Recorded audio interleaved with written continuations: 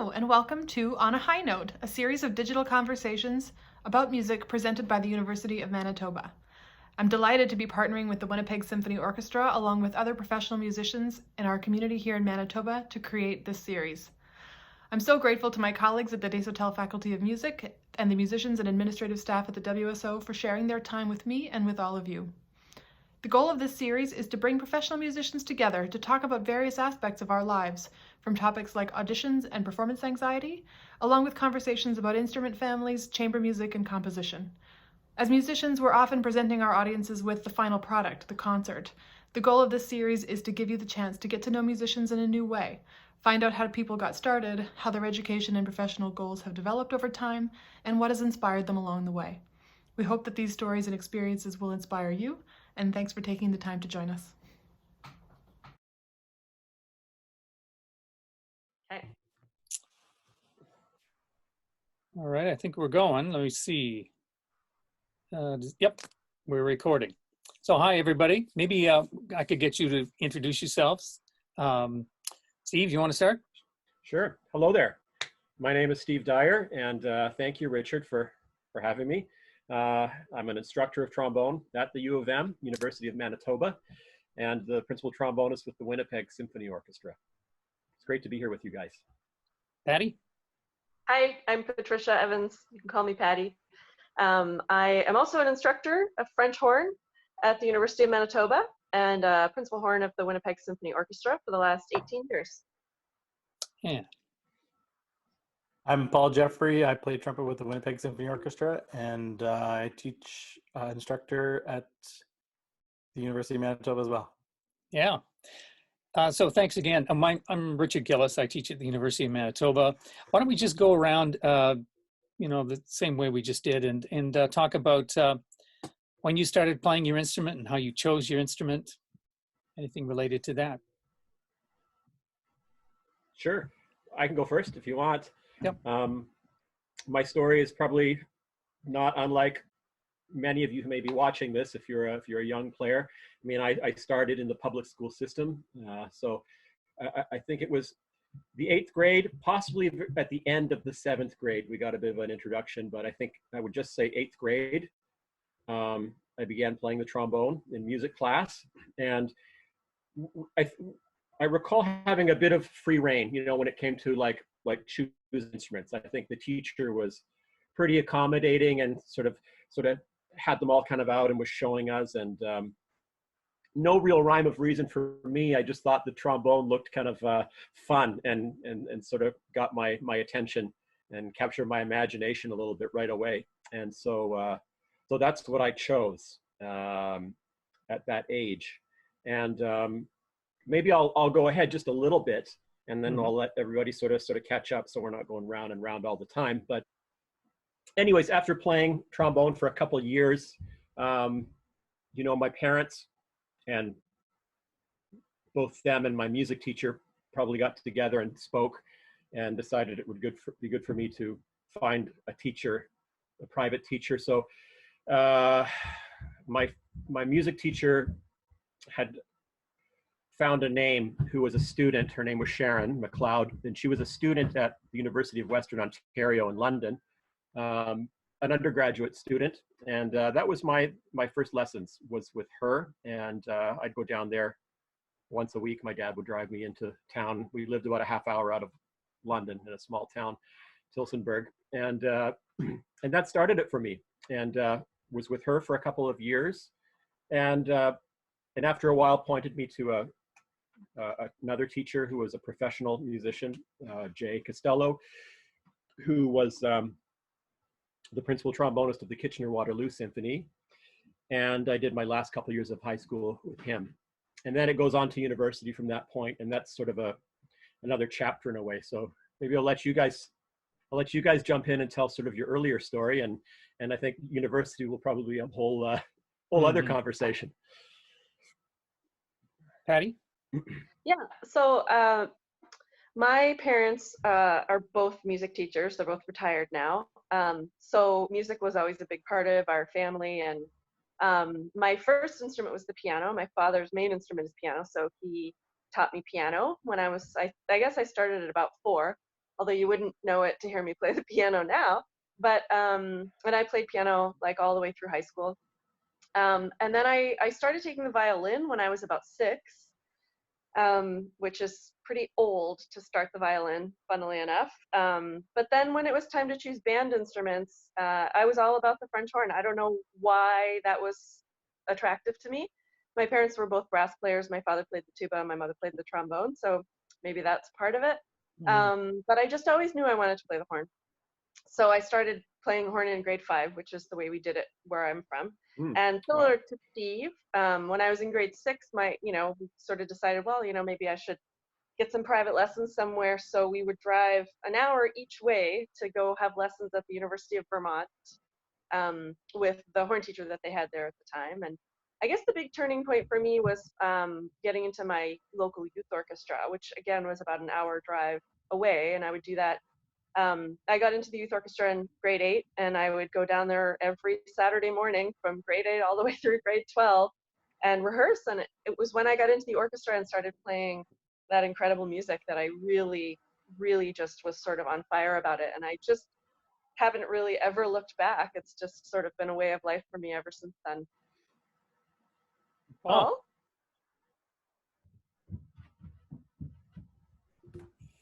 I'll take myself off of mute, first of all. I started out playing the piano, similar to Patti. My parents were both musicians, and parents put me on piano at a pretty early age. I was not a very good pianist, and then my mom decided that I was going to be a cellist, so she put me on the cello. I played cello for a few years, but all I ever wanted to do was to play the trumpet. I used to listen to Canadian brass recordings since I was tiny and loved the Canadian brass, and all I wanted to do was play the trumpet. And so my dad came home one day with a cornet, and when I was 8 and I got to start playing started to play the cornet. Actually, I have it around here somewhere. And so I played that, similar to both of these guys. It was I played, I practiced on my own and stuff, but it wasn't until I started playing in youth orchestra that really kind of got me really fired up about it. Yeah, that's how it started for me. Oh, cool. Yeah, I had that same experience with you guys too, with youth orchestras. And for me, it was always pretty exotic, sort of being in the small town, and there were these sort of two cities like London and Kitchener-Waterloo that I'd sort of be driving to. And there's one year I sort of overlapped both. So that was always pretty exciting. And like Patti was saying, that was my first real intro to like orchestra music.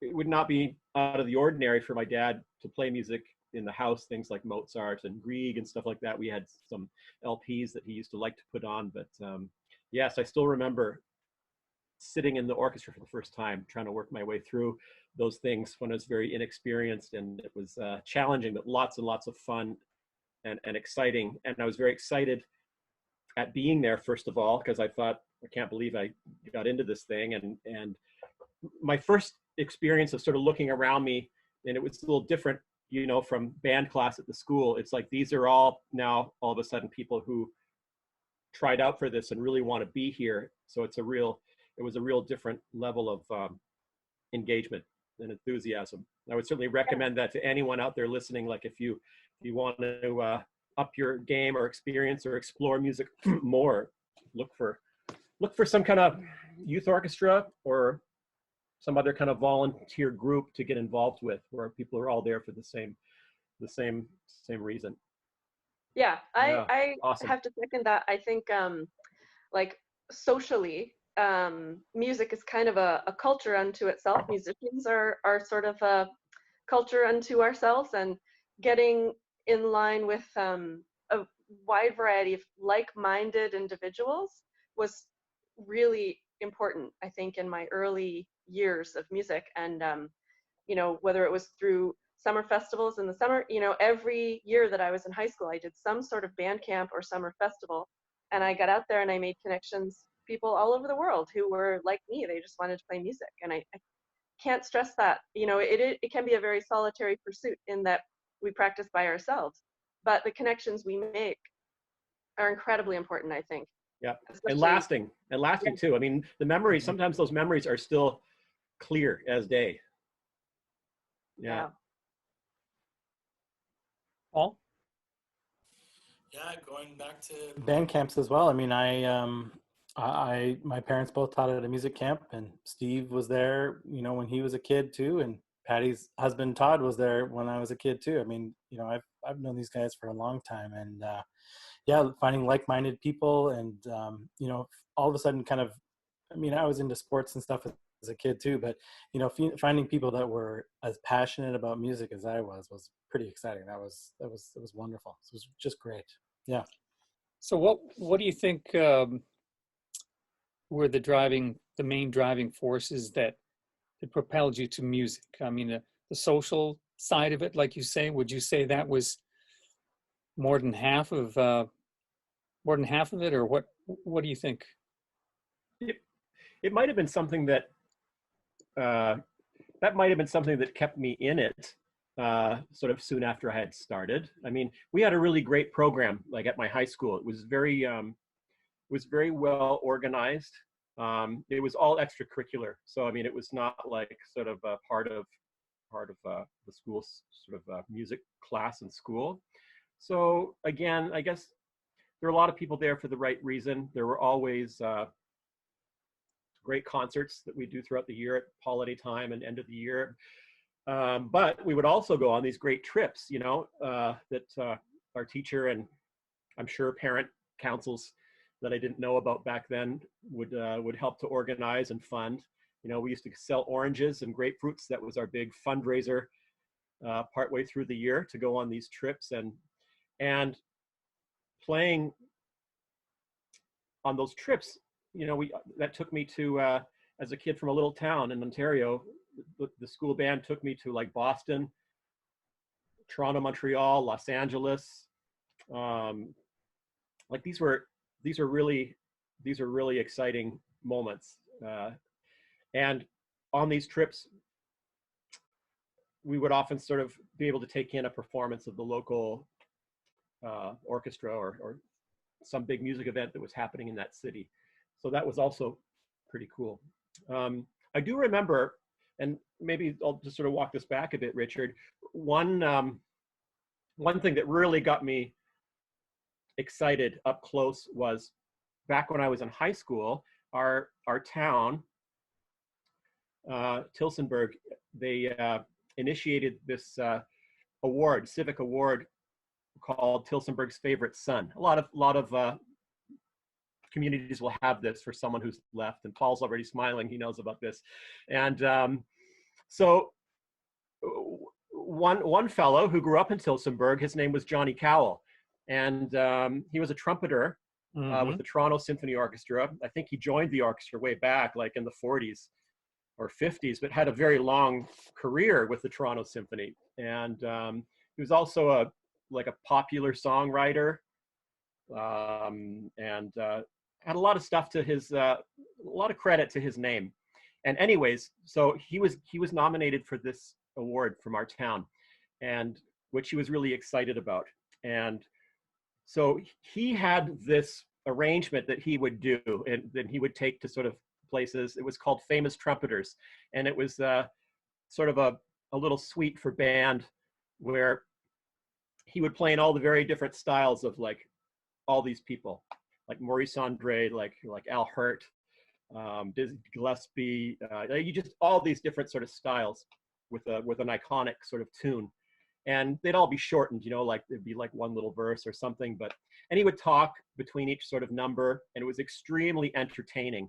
And I remember when he came to our high school the first time, just a very older guy and sort of very bubbly and funny, but that was the first time I'd really heard, like really up close and in that kind of setting, someone just play with that kind of like presence and virtuosity, like right in all our faces, like right in the band room. And it's one of those moments, where you just are looking at your friends going, and it was a terrific moment. And just seeing how it all came together. Our school band really pulled together because I think we were all really inspired by him. And the venue was really packed. People were excited to come see this concert, and that was really cool. And I've always carried that with me as well. We have one more Tilsonburger who's in the orchestra in the horn section with Patti. His name's Aidan Clear. He's also from Tilsonburg, Ontario. So there's a little Tilsonburg conspiracy going on. Yeah. and wasn't it like his mother was your babysitter or something like that? Isn't there some weird connection like that? My mom ran a home daycare. Yeah, I think she looked after him for a little while too, which is weird. And we also have the same dentist growing up. This is bizarre. Funny. Small world. But yeah, so as far as me, like, you know, what kept me hooked and what really I think made me feel inspired was that I took private lessons and I practiced and I was interested in it and I really, really loved the music. And obviously, you know, I have a certain affinity for playing the horn, just sort of natural, you know. But I got so that I was pretty good at it. And I think when you're in high school and you know, you're sort of part of a crowd and you're trying to find yourself, you want to find that thing that kind of sets you apart and makes you special.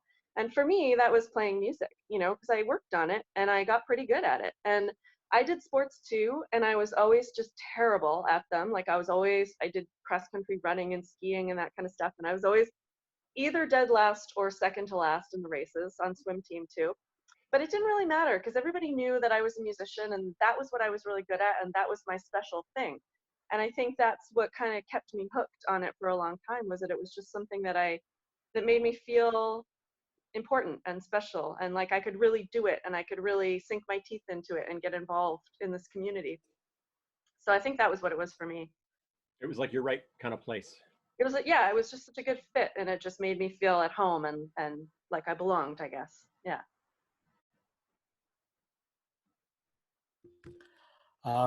Like I said, Canadian brass were a huge influence. I grew up in, you know, downtown Toronto, and I used to look forward to the Canadian brass Christmas shows every year.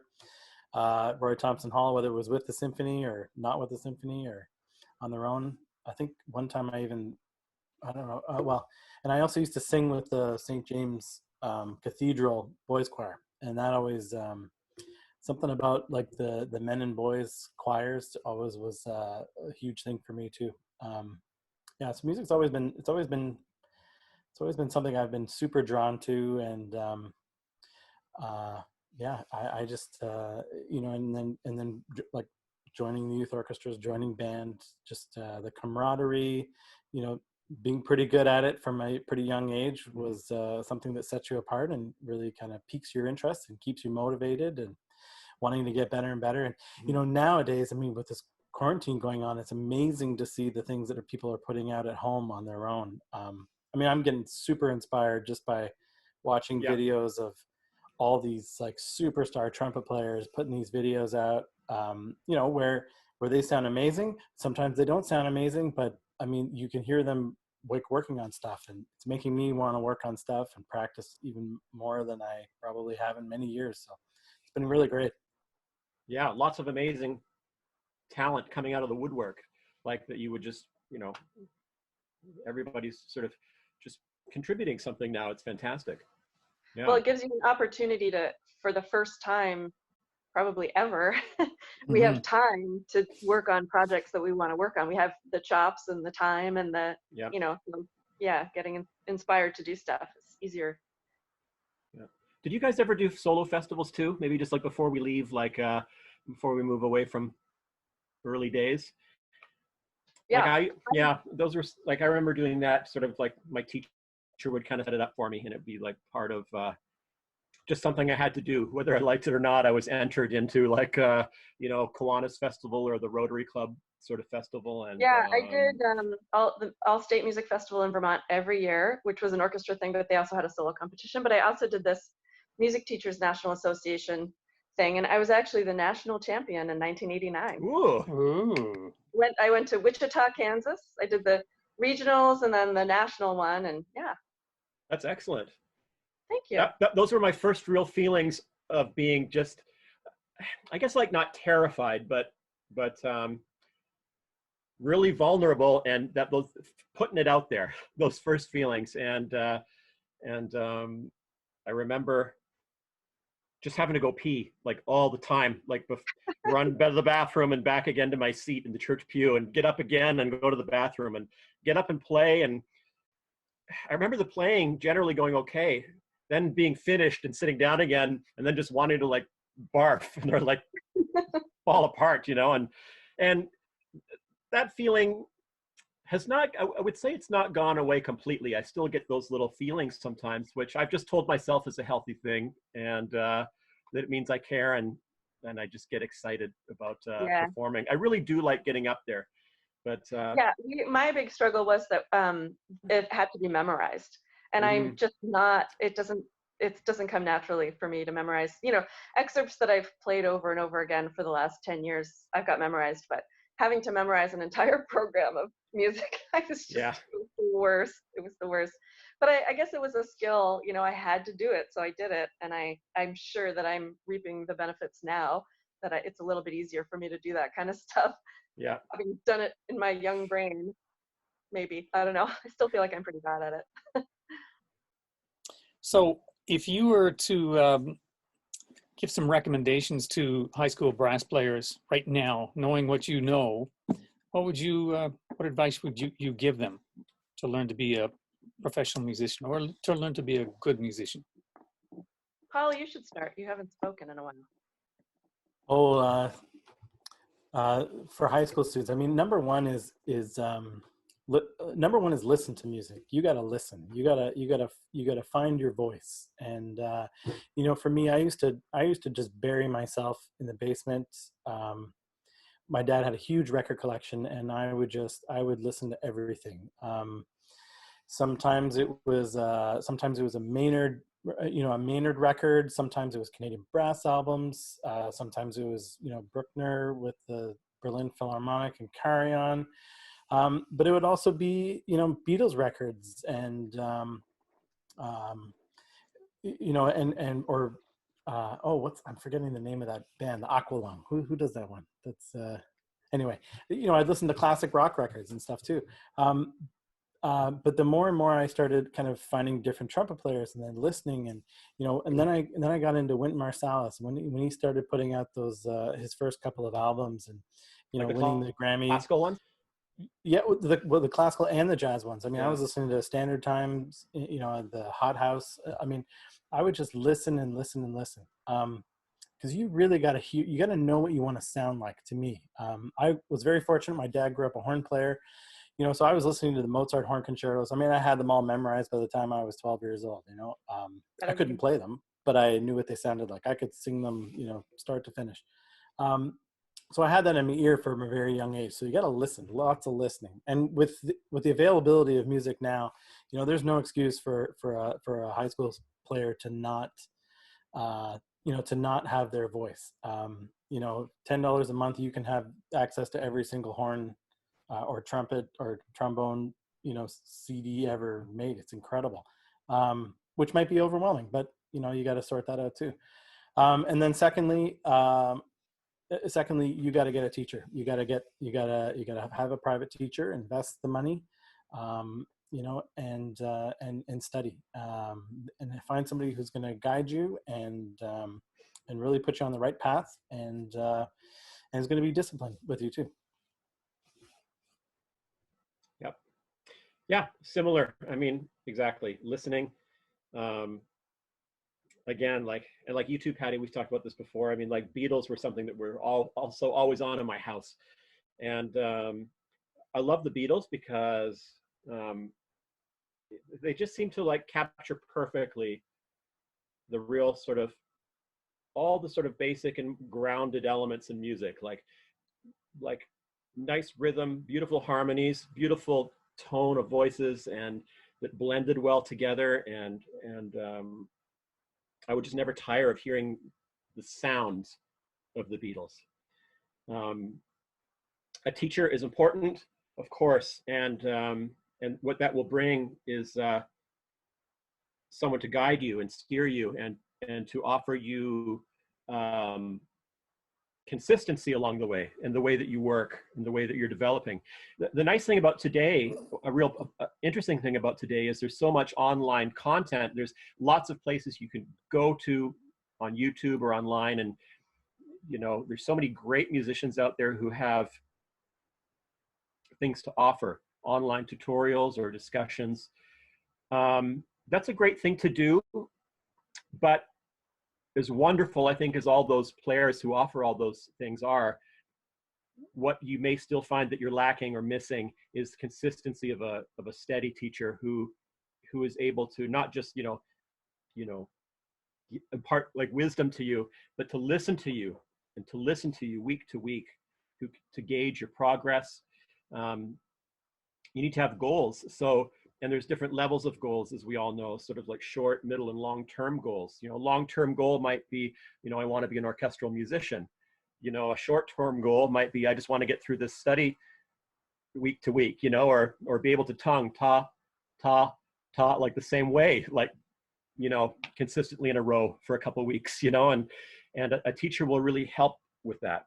A teacher will provide you not just with the one-on-one guidance, but can also provide you, like I've got here, like libraries of all the sort of like all the classic types of things, that cover all the fundamentals that you need to start with before your own ambition gets ahead of you. So yeah, listening and getting some instruction, I think, for the high school student, absolutely, and getting involved with other people, like the youth orchestras and so on. Yeah, I mean, Yeah. I agree with everything that they've said. For me, I think probably the best thing that I had going for me in high school was that I had a great teacher, and he knew exactly what I should be doing, what I should be playing. By the time I got to university, I had already played a lot of the standard repertoire, the Mozart concertos, the Strauss concertos. I mean, it's incredible, like the amount of repertoire and experience I had under my belt, because he knew what direction to steer me in. And listening, of course, you need to listen so that you can understand what you want to sound like, and you need to listen so that you fall in love with music and you want to play these things the way that you're hearing them on the recording. And along with the listening, holding yourself to a standard, I think, is really important. If you're a French horn player and you love the way that Barry Tuckwell sounds, when you practice, your goal is to try to sound like Barry Tuckwell. And I say that to my students and they think I'm being ridiculous, but that's where you have to start. It has to start somewhere. Emulating great musicians is where it has to start. And then the thing that I would add to that, that Steve just sort of touched on a little bit, was getting a peer group of musicians. And that means doing summer festivals, being in a youth orchestra, going to hear concerts with your friends. I know it's expensive, but it's worth it. If this is what you want to do, then this is what you need to do. And being surrounded with other like-minded individuals, and you can have sort of friendly competition with these people. You have to have that standard that you're comparing yourself to. You just can't compare yourself to just the people around you who are just doing band for fun. You have to find the best players in the world in your age group and surround yourself with those people and try to be as good as they are, because those are the people you're going to be competing for jobs and universities and festivals with for the rest of your career. So it's important that you really hold yourself to a high standard and listen to what you want to sound like, and try to emulate that. Yeah, because if you're back in the 9th grade and you're thinking, I could, maybe music be an interesting thing to go into. I could like to teach or perform, and then by 10th grade you're like, I definitely want to do this. Then you really need to follow through on getting the structure and guidance through high school. Then you'll arrive at university already primed for success when you hit the ground running at university, rather than really taking the first couple of years of university to really get caught up to what would perhaps be a little more ideal, if you had done that already. So yeah, good advice. So how have your creative goals changed, even since you've been in the symphony or in the last number of years? And how do you anticipate they will change, or over the next few years? I mean, I just commented on somebody's Facebook post she's a student, and she's not somebody that I know, but somebody that I'm connected to through a group that I follow. And she's having trouble. She finished her master's recital, and she's just having trouble feeling motivated and feeling discouraged about her auditions that she's been taking and that sort of thing. And I just chimed in and said to her, I mean, university, for me, my university experience is quite a long way in the past. But I think one thing that I realize now is that this is a process, and it's going to be a process your entire life. And there's no end result. There's no goal. There's no, I've finally arrived and now I'm here. When I look at the way that I played and the way that I thought about playing 18 years ago when I got my job with the WSO, I mean, it has evolved steadily over the last 18 years. And of course, I'm in a more comfortable place now where maybe I can express myself more fully.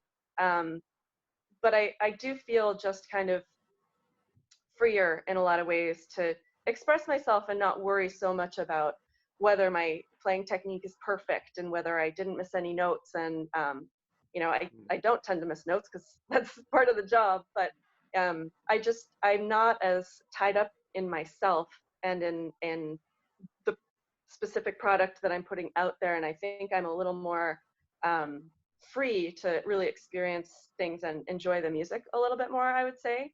It's probably just partly because I've been here for a long time and partly just maturity, you know. It's like you're seeing a bigger picture than your own part in a way, like, you know. I'm enjoying it. being part of the big picture and not tying myself up in knots, figuring out how I'm going to get through this. Yeah. For me, and I don't know that I would call it like creative goals necessarily, but I think it's good to always be curious and exploring things, put it that way. Sometimes you don't know where these things lead. So like one thing I like to do is spend some time with other instruments a little bit, you know, like I have the trombone, and not weirdly different instruments, but things that I do have to touch on once in a while. I mean, I'm a tenor trombone player. I have an alto trombone that's nice that I don't get to play as much as I like to, but great instrument. And I also have a euphonium, and that's of course a valve instrument and very different. And you know, sometimes if I'm practicing and I'm just sort of hitting the wall with something, or it's just one of those days, I'll pick up another instrument, and all of a sudden, you know, the pressure just seems to go way down because I just have something else in my hand, and I'm just, you know, just trying to make a nice, beautiful sounds on that, and have a little fun, inject a little fun into things a little bit. As far as other goals or things, one thing that maybe comes to mind would be things that are maybe a little more project-based that you do outside of your, you know, day-to-day obligations of you know, performing and instructing. These could be things like maybe organizing concerts for small ensembles that you would perform in, put something together and just do something down at a neighborhood church. Or, you know, I was thinking of one thing that recently might be interesting. I remember being in university, and a former teacher of mine did this piece for solo trombone and percussion ensemble that I thought was really cool. I mean, it had all sorts of like weird, I mean, the whole stage was full of stuff that didn't even look like musical instruments, you know, everything from brake drums to big like masses of like chain link that they sort of chuck down on something hard to make these sounds, and there's this trombone sort of in it, and it was a really cool sort of soundscape, and I thought that's kind of cool, and that's something that was just sort of had popped into my mind a little while back, that it would be fun to do something like that that's totally out of the ordinary of sort of what we do day to day. Just sort of, it's a matter often of just sort of picking up the phone and calling the right people that you think, yeah, it'd be fun to do with. It's also, you know, been like, interesting too at this time, like when we're in the you know, the lock, or the whatever it's called, the quarantine corona situation here, creatively, you know, I think a lot of us are kind of learning other skills as well, video editing, music editing, just so that we can put content out there if we're interested, right?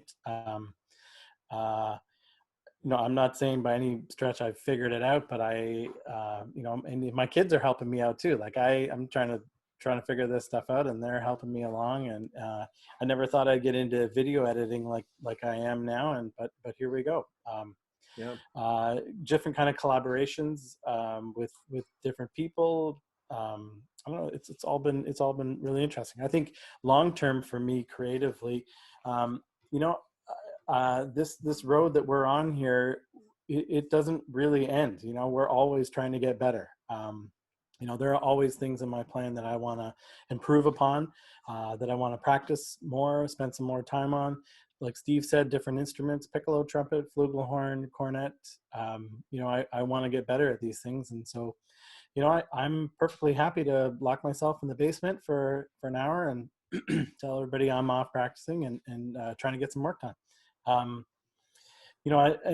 it also, like you, Richard, I've seen the incredible things that you've done here in the city with the WJO, and just how, the recordings that you've made, and it's kind of inspired me to, get out some of my jazz albums that I haven't, got into in a long time. So I'm getting into improvising and just kind of getting into new things there too. So whether it's short term or it's something I certainly plan on continuing, past the pandemic time here, and getting into that long term. So we should bring Richard into the conversation a little bit. He's just sitting here so quietly and soaking it in. He's like doing this so well. He's like mediating, what do you call it?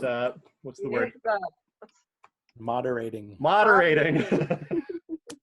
He's doing such a great job. But one thing the three of us didn't mention is composing. And I know that's something, we all know that's something Richard has done. And maybe Richard, maybe you could sort of speak to that a little bit. I don't know how long you've composed, or if that was something you did as far back as, a young person in public school or high school, or something that you picked up more along your professional path as a trumpeter. I think that's, as we're all saying, we kind of grow into things. I think one of the important things about teachers is they not only give you good information at the right time and inspire you, but they also give you permission, in a sense, to be better, because we don't know what we can do. We don't know what's possible. I studied with Gatala in Michigan, and he was a really encouraging guy, and he didn't need to be, and I think with composing, I actually, when I was in high school, I dreamt, I had these ideas for pieces in mind, and arrangements that would go through my head, but I had no inkling that I would actually write them myself. I didn't actually start writing until not very many years ago, maybe 15 years ago, or 20 years ago, I started transcribing some things for big band because they weren't available. And so when you start transcribing things, you start to understand the ranges of the instruments and the use of the instruments. And then it got to where I couldn't actually get certain pieces that I wanted especially for big band. That's where it started. So I thought, sometimes I got a hold of arrangements that were not very good. And I thought, well, heavens, I can write a bad arrangement as well as anybody else. So that's where it started. And I started making my own arrangements. And then when you start doing that, I was inspired to study scores and to do some analysis, what makes a good arrangement. And so when you start studying it so that you can actually do it, it's sort of like performing. You don't just practice, you perform. Because if you don't perform, it doesn't really give you the right incentive in your practicing. So I started writing for big band, and then I started thinking, hey, I should write some things for trumpet, for some classical things, which I didn't start writing until about 12 years ago. I started writing my first things for brass. And then it's from there, it's a matter of time. It's just like performing and practicing is just a matter of time. If you don't put in the time, you're not a musician if you don't put time in your instrument. And you're not a writer unless you spend time writing.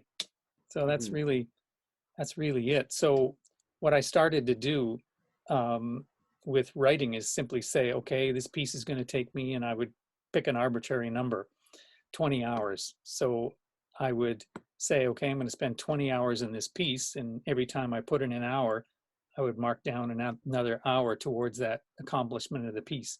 And so usually I could finish a piece before that 20 hours was done.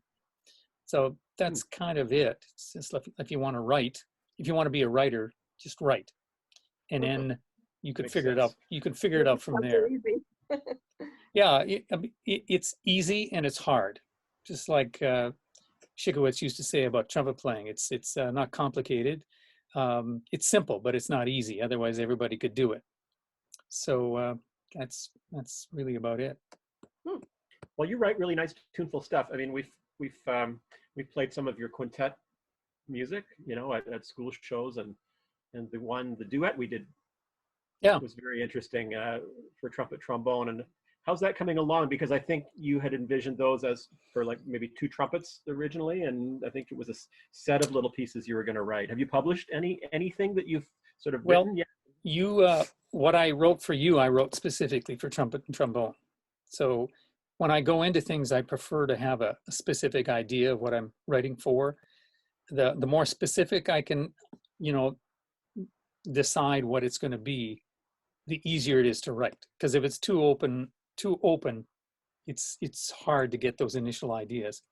Right. And then, so what I've been doing lately is I've been writing grants to keep the Winnipeg Jazz Orchestra going next year. But I did manage to write a trumpet quartet in the last month.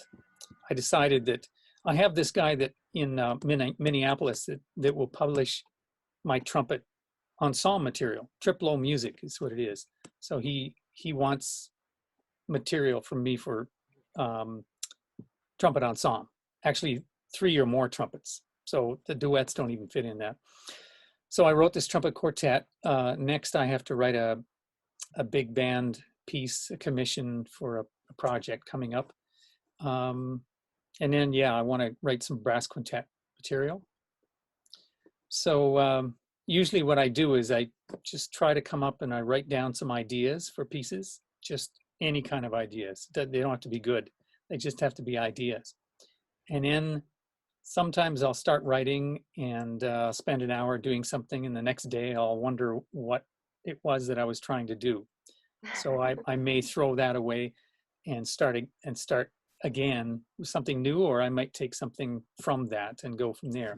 So you end up throwing away things, but you have to start, and you just go from there. Sometimes when I'm finished writing some things, it amazes me where that idea came from, and I can't say that where it came from. It just comes because you're working on it, right? And so actually, I mean, playing trumpet is what I want to do the most, but I'd have to say that writing music is oftentimes the most fulfilling, because I can practice hard and have a great week, and then I can have a bad day or miss some practicing and get a little out of shape, and it's a constant battle. Whereas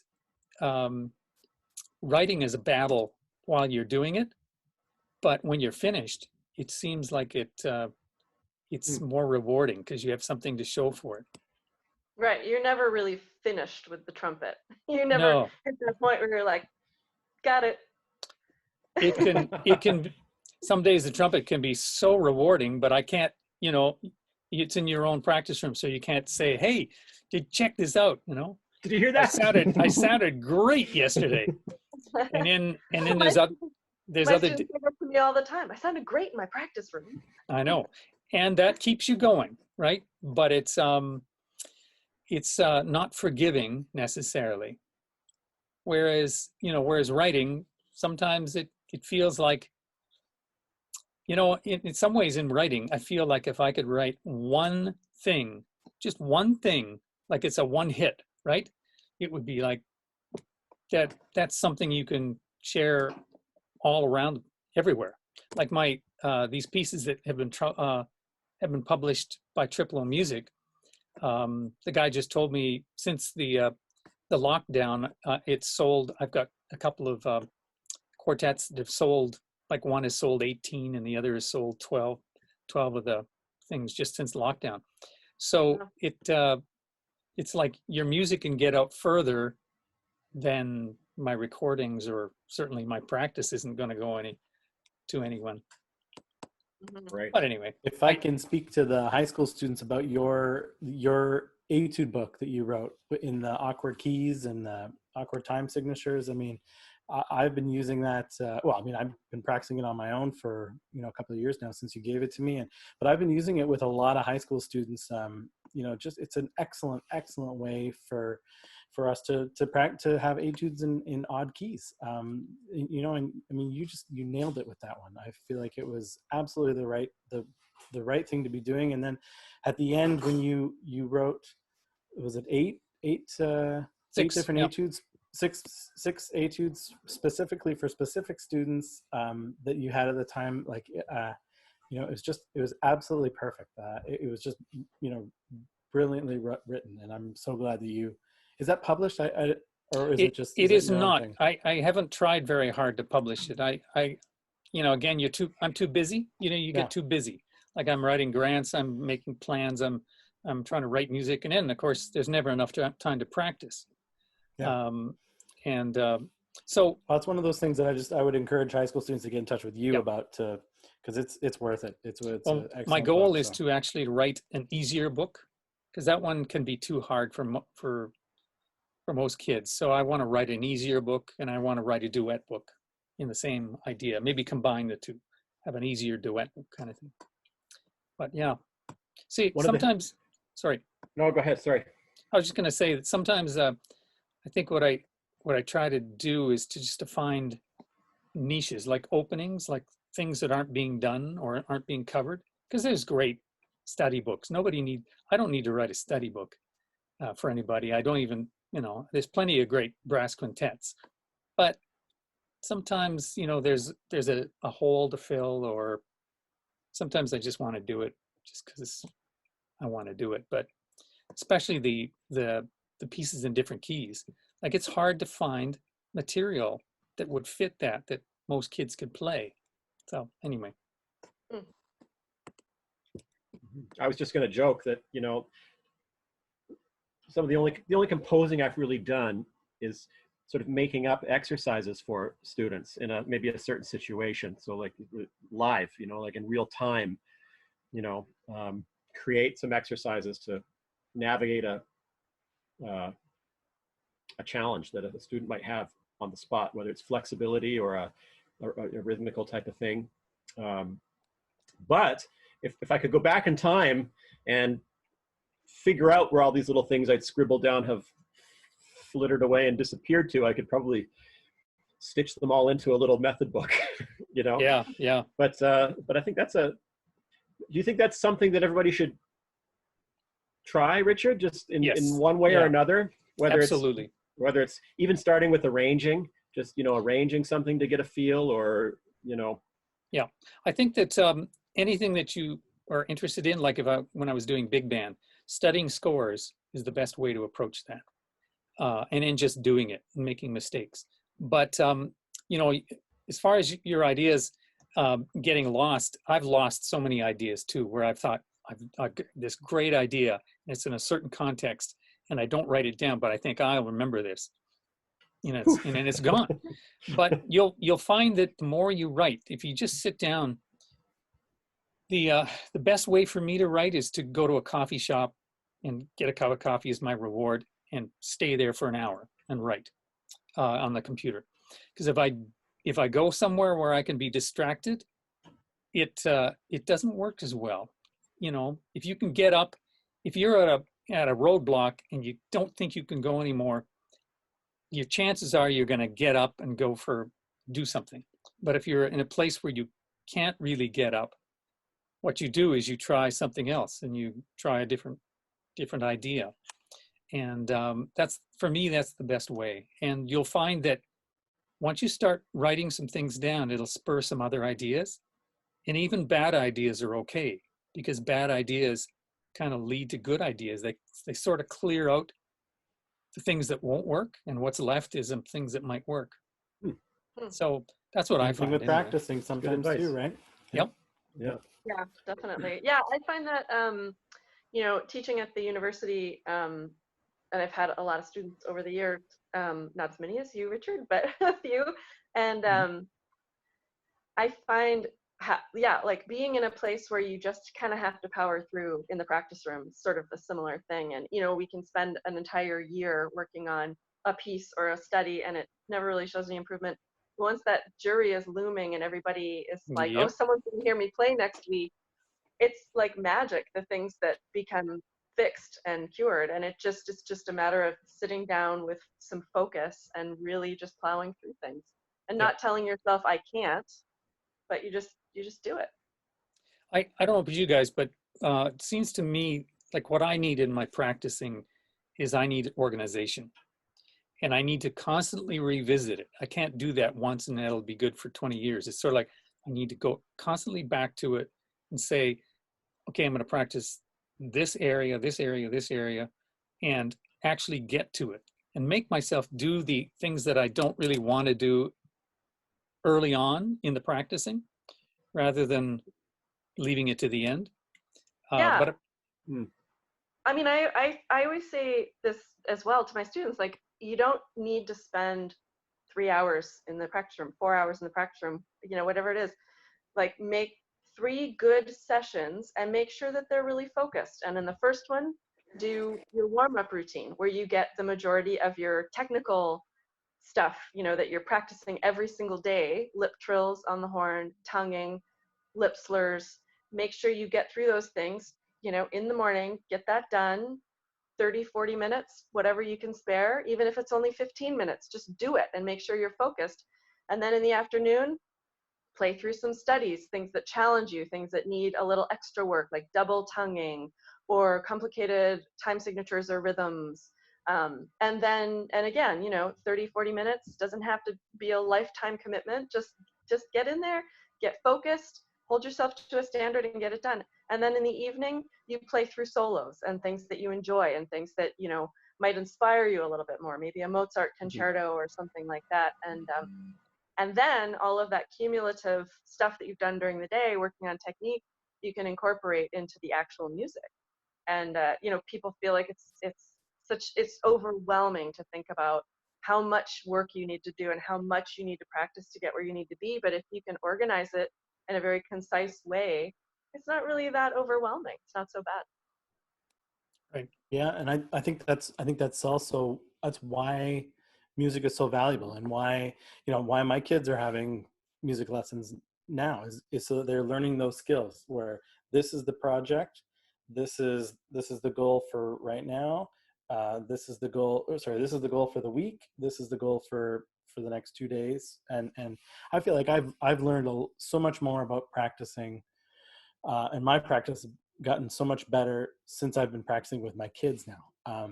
You know, understanding how their brains work and how, you know, we need to break it down, these tiny little things. We need to break it down, see how to make it work properly, repetition, and then following through. And I don't know, I felt like that's helped my practicing immensely too. I feel like I've been doing it better now than I ever have. And but that's so important. What you've been saying, Patti, is that, you know, it's not a huge deal. It's just 40 minutes at a time. Like we're brass players, we don't last more than 40 minutes at a time. So let's do it. And, you know, it's a lot like anything else. Like the hardest part sometimes is getting started. And so sometimes I just say to my students, just turn on the TV, turn on your computer, whatever, you know, occupies your brain, get a cup of coffee and sit down and play some lip slurs. Just, you know, play some long tones, play, you know, something mindless, but to just get the wheels in motion. And then from there, once you've already started, it's not such a big deal. Yeah, yeah, yeah. And I think you all hit on this too. Like Paul, you just said, like fatigue, like physical and mental fatigue are something that catch up to us inevitably after so long, you know, when you're engaging in, say, a practice session. And the other aspect is that time is also something that's, you know, just not infinite. It's limited. You have to work within a certain amount of time. You know, we only have so much, we have so many other things in our lives, you know. So yeah, I caution my students about that quite a lot. For example, if I have a student who brings a solo and plays through it all, and it's very good, you know, it's like, if it's like 80% very nicely executed, but what I will do is I'll write some little stars in the margin, you know, of their part, and just remind gently that, you know what, most of this sounds very good, and you should feel very good about that, and bravo. These parts I've just identified, you know, you're really hung up on this, but whatever you do, just don't go and keep playing the piece over and over and over again and fumbling through those tough bits, but just only do those bits. And maybe not forever, but maybe just for like 15 minutes. And even just spending 10 or 15 minutes on a passage that takes 30 seconds to play through, you know, that's a ton of time to allocate for something so small, yet it's still a short amount of time in the bigger part of your day. So it's like sort of perspectives of time, and you know, tuning your attention to those things before you sort of fatigue out physically or mentally, you know. And Well, if you're going back to, playing it over and over wrong, you're just practicing it wrong. You're Right. just going to learn it wrong. Yeah. So yeah, to take that, like you said, 10 minutes on a couple of bars, that's a lot of really focused practice. Yeah. Going back to Richard's comments about you know, being super organized about it, and a lot of I've been watching, you know, a lot of trumpet master classes, and what a lot of people are talking about now is actually using an app, like a timer app, so that you're only spending you're not overdoing it on certain things. You're just spending 3 minutes on that one section, then you go 3 minutes on the next section, you know, and that's just to stop you from, you know, so many of us are perfectionists, and you know, and that's not the goal here. The goal is just put in the work, move on to the next thing, put in some more work, move on to the next thing. You know, what do they say? Don't let perfection get in the way of done, right? You know, we're not looking for perfection. Just put in the work, and let it'll come. And so I've been using a timer app too, you know, in my practice, just so that I'm not obsessing about the one lick that I'm having trouble with, you know. And how's your discipline been with that? So when it times up, do you really stop, or do you want to hang on there and keep going? Oh, I surrender. You do. Oh, that's enough of that. Yeah. I mean, you know, and for me, I'd say, you know, 2 or 3 times a week, I put that trumpet away and I say, you sit there and think about what you did, you know, like, sometimes I need a break from it. It needs a break from me too. And So. with the timer too, I mean, it is easy to get obsessed with the things you're not doing well, but it's also easy to get obsessed with the things that you're doing really well and not paying attention to the things that need work. So, you know, if you have a piece that you love to play and you feel like you're really good at it, that's great. Make sure you play through it and you maintain it and you keep that high standard and that you keep evolving, and it's a living, breathing work. But don't practice it for an hour every day because it's what you enjoy doing. You have to progress as well. You have to do some things you don't want to do. So if you have a timer, like, okay, I'm going to play through the Strauss Nocturno and I'll allow myself to do it for 15 minutes, but then I have to move on to a double tonguing exercise or something like that. Probably a good idea. Yeah, it's nice to give yourself a little boost. It's good, but absolutely, just a small little boost. It's good. Yeah. Sometimes different kinds of creativity come when you impose borders and limits. I was going to say that one thing I've learned too is to everybody has different things that they can really lose themselves in, or things that they avoid. But I I've learned that it's probably a good idea to let people realize that listening and transcribing are part of your practice. If it's focused listening, you know, background listening is another thing, but focused listening and transcribing, that's as important as putting the horn on your face. Yeah, And definitely. yeah. Yeah. I would So, say that the listening, you know, when I was at McGill, when, you know, any of us were in school, we would have these incredibly long days and lots of playing, and small ensembles, large ensembles. You're practicing for your recital, you're practicing for an audition coming up, you're practicing for a summer festival thing. I mean, you know, hours and hours of just playing. And it was, you know, I had a lot of teachers say, like, just go to the library and do some listening. If your face can't, you know, take another half hour in the practice room, just go and do some listening. It's true. Like that should be figured into your daily practice as well. exactly. Yeah, I used to think, oh, I've got to practice 4 or 5 hours a day. And for a period of time, I did that. But I realized that there were times, I tend to be stubborn. So there were times that I would look back, if I were to look back, I'd say, sometimes I practiced too much. And I should have stopped actual playing and just listened. But I was really fortunate to go to a school. Oops. Oh, no, you can't hear me. I was really fortunate to go to a school where, you know, I could hear recitals almost every night if I wanted to go. Definitely 3 times a week. And it wasn't always like one person performing a full recital. It was, you know, one person would perform one piece and then somebody else would perform another one. And, you know, and they were going on constantly. You know, and I very quickly made sure that I was, part of my work study was working in the recording studio. So I got to listen to, you know, some of the most incredible players play these recitals every single, I mean, it wasn't every night that I'd go. I'd be working probably 3 times a week or something like that. But I, you know, I went to these recitals all the time. It was absolutely amazing. Yeah, and get out there, and, you know, it's nice to support people and be a part of these recitals, and just active listening, absolutely the right thing.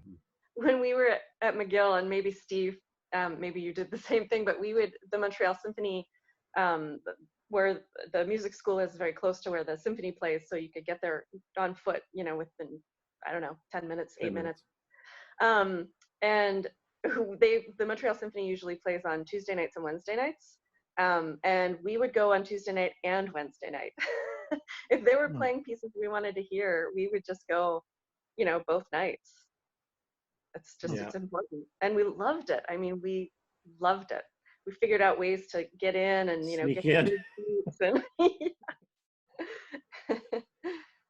yeah. well, If you love it enough, you'll figure out a way to make it work. You will.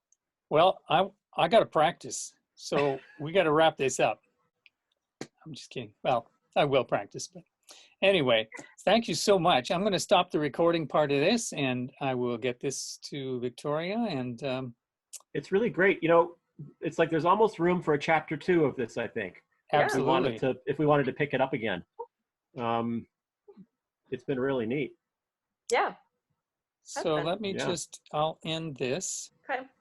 Cool. So thanks so much. Thanks. We'll, Thanks for hosting this. We'll be in touch. Okay. All right. All right. Bye.